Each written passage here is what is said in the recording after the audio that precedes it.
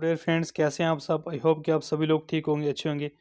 Friends, मैंने आज आपके लिए लाए हैं 20 मोस्ट इम्पॉर्टेंट एमसीक्यूज जो कि सोसाइटी जो है फीमेल सुपरवाइजर के सिलेबस में है। उस पर मैंने 20 इम्पॉर्टेंट एमसीक्यूज जो आपके लिए मैंने लाए हैं, जिसका पार्ट 1 रहेगा, जो कि आने वाले दिनों में आप देखेंगे। जेकेएसबी फीमेल सुपरवाइजर के एग्ज़ाम हो रहा है, उसके लिए मैंने एक सीरीज़ शुरू की है। सोशोलॉजी का जो सिलेबस है उस पर एक सीरीज़ शुरू की है, जिसका पार्ट 1 है। तो चैनल पे पहली बार विजिट कर रहे हैं तो चैनल को सब्सक्राइब कीजिएगा ऐसे अपडेट्स और एमसीक्यूज़ के लिए। वीडियो को लाइक और शेयर कीजिएगा। तो फ्रेंड्स, आज का क्वेश्चन नंबर 1 है, what is the term used to describe a society where power is concentrated in hands of small group of individual और ए डोमिनेंट क्लास। तो ऐसी सोसाइटी को क्या कहते हैं जिसमें जो पावर होता है एक ग्रुप ऑफ इंडिविजुअल के पास होता है या एक डोमिनेंट क्लास के पास। जो क्लास डोमिनेंट मतलब छा गई होती है, जिसका मोर पावर होता है सोसाइटी में। जैसे आपको देखते हैं कोई क्लास, कोई ग्रुप, कोई लीड क्लास होती है। ऐसे ग्रुप ऑफ सोसाइटी जिनके हाथ में कोई पावर होता है, स्मॉल ग्रुप होते हैं सोसाइटी में, उसको क्या कहते हैं? A part demography, B ओलिगार्ची, C प्लोटोक्रेसी, D anarchy. तो क्वेश्चन नंबर 1 का जो राइट आंसर रहेगा, इसका जो राइट आंसर रहेगा बी पार्ट ओलिगार्ची। अगर आपने पढ़ा है तो आप 20 आउट ऑफ 20 अपना स्कोर जो है कमेंट सेक्शन में ज़रूर मेंशन करना कि आपके कितने क्वेश्चन करेक्ट होते हैं, तब आपके लिए एक मॉक टेस्ट रहेगा।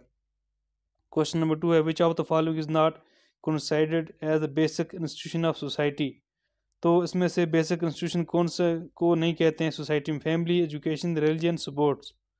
तो इसका जो राइट आंसर रहेगा डी पार्ट स्पोर्ट्स जो है, जो बेसिक्स नहीं है, सोसाइटी का इंस्टीट्यूशन नहीं है।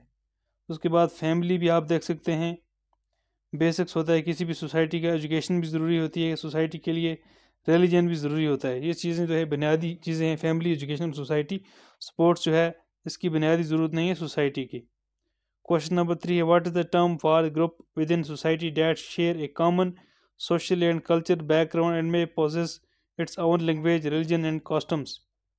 ऐसे ग्रुप को क्या कहते हैं जो एक सोसाइटी में रहता है, जिसका सभी का common social and culture background हो, रिलीजन के एक हो, लैंग्वेज जो है एक हो, कस्टम्स वगैरह जो हो, उठने बैठने का तरीका, कल्चर वगैरह जो एक ही हो, उसको क्या कहते हैं? कास्ट, माइनॉरिटी, कम्युनिटी या सेक्ट।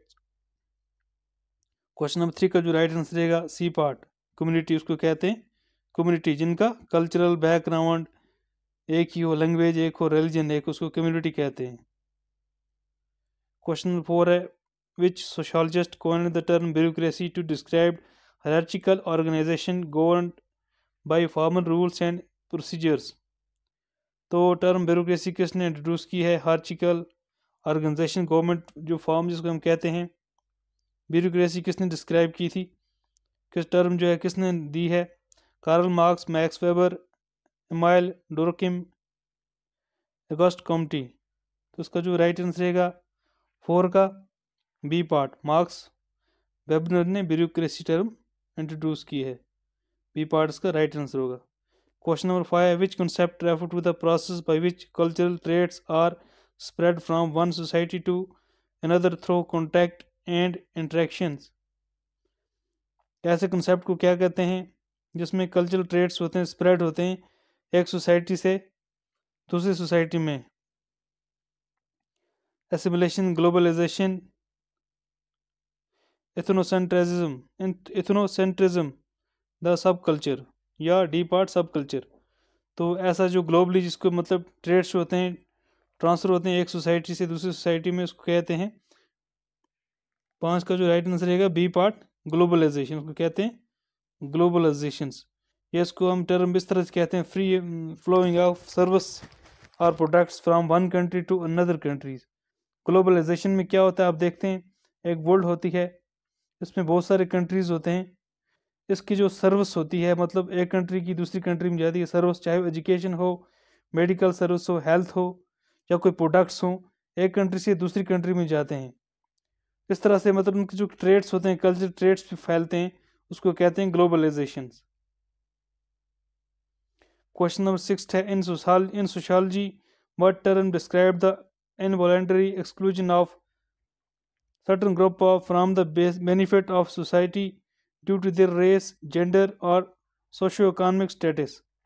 ऐसे ग्रुप को क्या कहते हैं जिसकी एक्सक्लूजन हो, जिसको किसी बेनिफिट्स के लिए जिस ग्रुप को सोसाइटी से निकाल दिया जाए कि उसका रेस जो है अलग है, जेंडर जो है उनका और इकोनॉमिक स्टेटस जो है अलग है, ये लोग अलग हैं, उनको किसी भी बेनिफिट से डिनाई किया जाए, उसको क्या कहते हैं? A part discrimination, B prejudice, C stereotyping, B deep marginalization.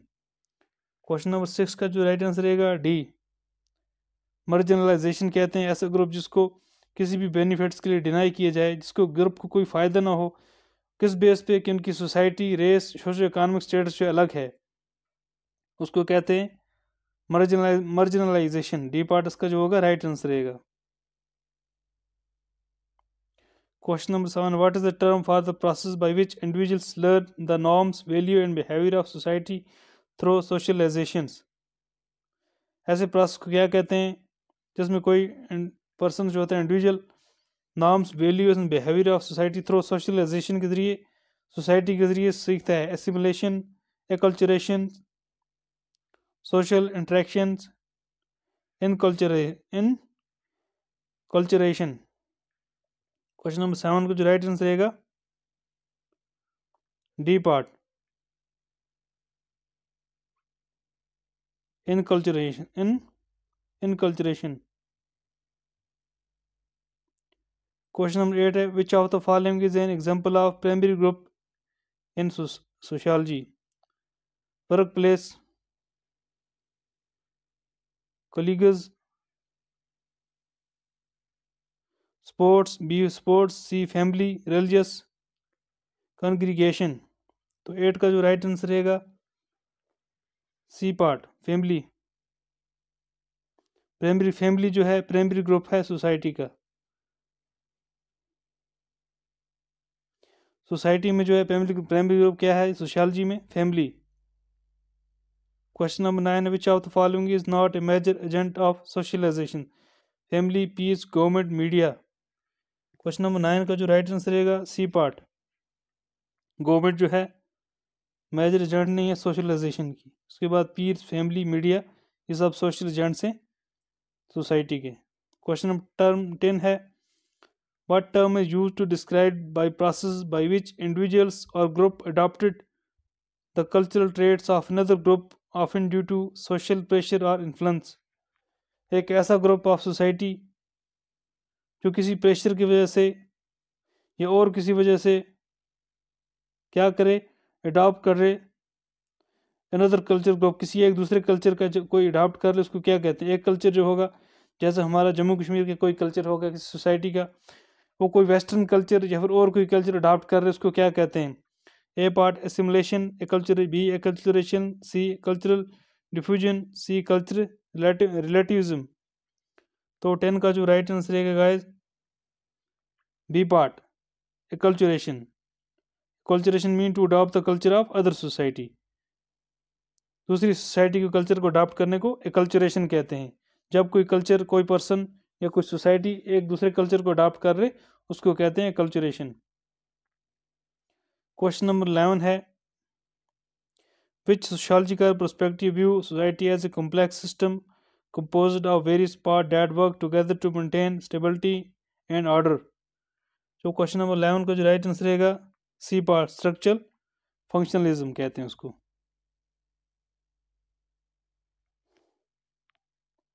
Question number 12, what term describes the process by which individual or group of are ranked in a hierarchy based on their social, economic or political status? तो ऐसे system को कहते हैं जिसमें group की ranking जो society की बनी हो किस बेस पर? सोशल, इकोनॉमिक और पॉलिटिकल स्टेटस पे। तो उसका क्या राइट आंसर होगा? आप अपने हिसाब से मार्क कीजिएगा। A part social mobility, B social stratification, C socialization, D social cohesion.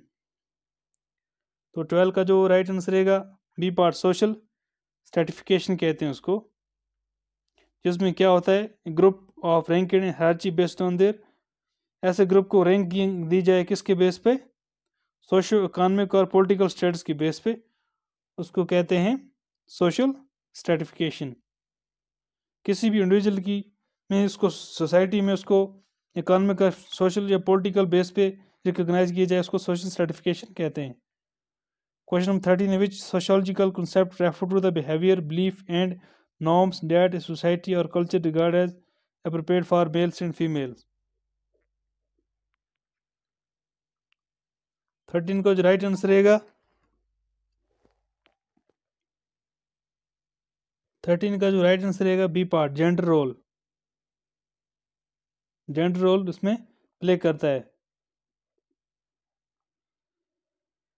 Question number 14 है, what term describes the process by which individual form opinion and make decision based on influence of others in their social network. ऐसी society में या social network में जिसको किसी दूसरे के बिना पर सोसाइटी में कोई डिसीजन लिया जाए उसको क्या कहते हैं? सोसाइटी में इंडिविजुअल्स जो होते हैं दूसरे की बिना पर ओपिनियंस वगैरह लेते हैं, डिसीजन लेते हैं, उस सोसाइटी को क्या कहते हैं? इसका जो राइट आंसर रहेगा अपने हिसाब से मार्क कीजिए। A socialization, B group think conformity, C D social influence. जो 14 का राइट आंसर रहेगा डी पार्ट, सोशल इन्फ्लुएंसेस।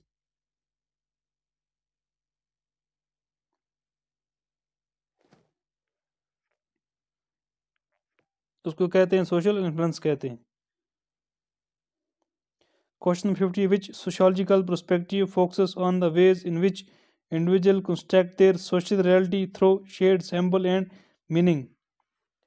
ऐसे सोशियोलॉजिकल पर्सपेक्टिव को कहते हैं, क्या कहते हैं, जिसमें कोई इंडिविजुअल जो हो अपने सिंबल्स या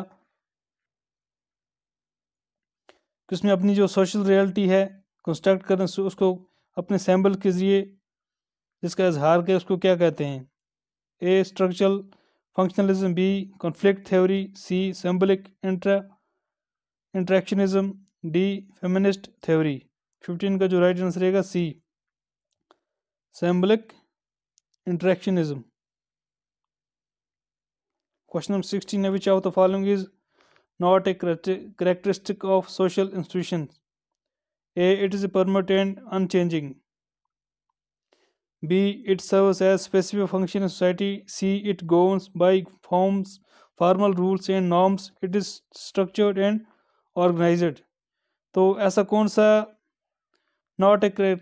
ऐसा कौन सा जो है इसमें सोशल इंस्टीट्यूशन का पार्ट नहीं है, करेक्टरिस्टिक नहीं है? तो इट इज इसका जो राइट आंसर रहेगा 16 का ए पार्ट, ये राइट नहीं है। It is permanent unchanged. Social behaviour जो होता है परमानेंट नहीं होता है, अनचेंज्ड भी नहीं होता है, क्योंकि चेंज बिहेवियर इंसान का जो होता है चेंज होता रहता है।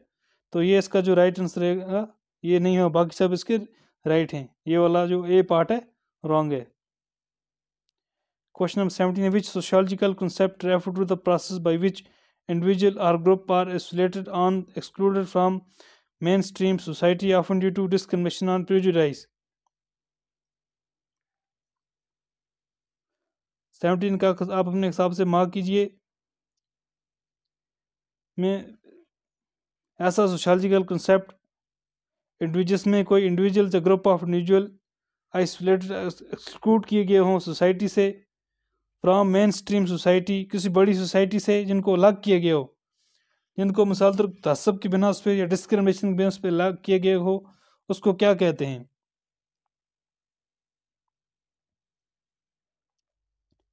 उसको कहते हैं, आप अपने हिसाब से मार्क कीजिए। ए पार्ट स्टिग्माटाइजेशन, बी सेग्रीगेशन, सी alienation, D exclusion.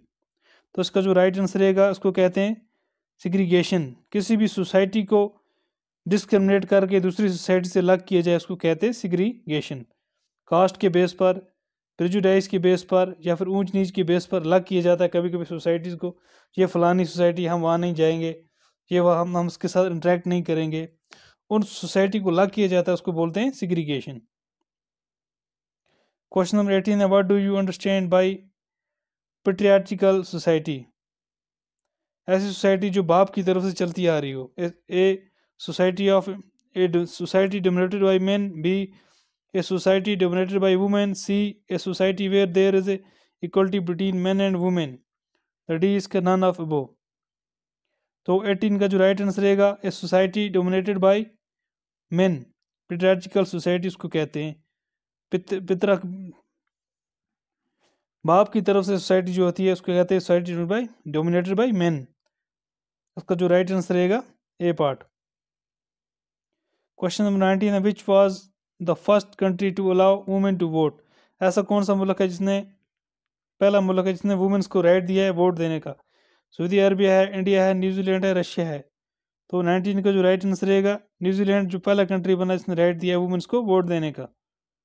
Question number 20 है, the first epigraphic evidence of Sati is found in which of the following inscriptions. पहला एविडेंस सती का जो हमें कहाँ पे मिलता है।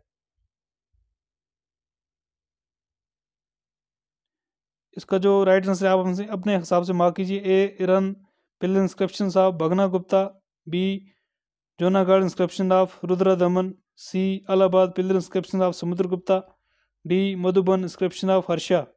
तो क्वेश्चन 20 का जो राइट आंसर रहेगा iron pillar inscription of Bhanu Gupta, जिसमें सती का फर्स्ट एविडेंस मिलता है। सती जो होती थी एंशिएंट टाइम में, जो मेडिवल टाइम में क्या होती थी, जब किसी वुमेन का हस्बैंड जो उसकी डेथ हो जाती थी, उसके पति की उसकी डेड बॉडी जो होती थी उसकी जब लाश जलाई जाती थी उसके साथ उसकी पत्नी को भी जलाया जाता, उसको सती बोलते थे। ये सती के फर्स्ट इंस्क्रिप्शंस कहाँ पे मिले हैं, पहले एविडेंस जो है इसके सबूत जो है रिकॉर्ड कहाँ पे मिला है। तो उसका जो इरन पिलर इंस्क्रिप्शंस हैं मध्य प्रदेश के अंदर, उनके ऊपर जो भानु गुप्ता के फर्स्ट इंस्क्रिप्शन जो उनका जो फर्स्ट एविडेंस है सती का मिला है। तो ये थे आज के मोस्ट इम्पॉर्टेंट क्वेश्चन 20। आप मेरा यकीन मान के चलिए, अगर मैंने आपको 300 से 400 क्वेश्चन करवा दिए, आप देखना 20 से 25 क्वेश्चन ज़रूर इस सीरीज में से आएंगे, क्योंकि मुझे पता है कि JKSB जो है क्वेश्चंस कहाँ से निकाल रहा है। मैं भी आपके लिए वहीं से क्वेश्चन निकाल के लाता जा रहा हूँ। आप पुरानी मेरी वीडियोस उठाइए, किसी भी मतलब जो मैंने JK स्पेशल रेफरेंस टू या कल्चर या कोई भी वीडियो हो, हार्डली 1-2 वीडियो होंगी जिसमें कोई क्वेश्चन वहाँ से नहीं आया होगा। बाकी सारे मेरी वीडियो से किसी से 2 क्वेश्चन, किसी से 30 क्वेश्चन। हाँ, हत्ता कि ये पिछली बार मैंने एक वीडियो चलाई थी 20 जो क्वेश्चन थे कल्चर ऑफ जम्मू कश्मीर के, उसमें से 5 क्वेश्चन आए हुए थे। तो JKSB कहाँ से क्वेश्चन कॉपी कर रहा है, कहाँ से ला रहा है, मैं भी आपके लिए वहाँ से ला रहा हूँ। और सेम जो लेटेस्ट पैटर्न है JKSB फॉलो कर रहा है, उसके अकॉर्डिंग मैं आपके लिए क्वेश्चन बना रहा हूँ। तो चैनल पे पहली बार विजिट कर रहे हैं तो चैनल को सब्सक्राइब कीजिए, वीडियो को लाइक और शेयर कीजिए। Thank you guys.